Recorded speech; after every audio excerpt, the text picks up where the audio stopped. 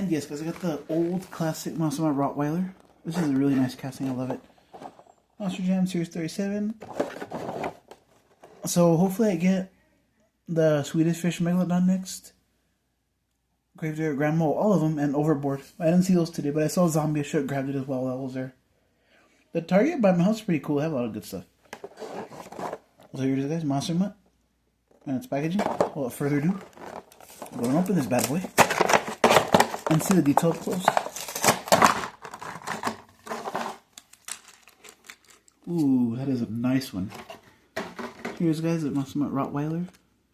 Look at that. The brown lights, the tongue's pretty cool in the front. The ears. Yeah, Monster Mutt ran this body for a while till they got the Rottweiler. Till it got the 3D one that we know today. Monster Mutt Rottweiler on the back with the tail. Big AT tires, gray rims and beadlocks, gray chassis, black roll cage. Really cool Monster Jam logo.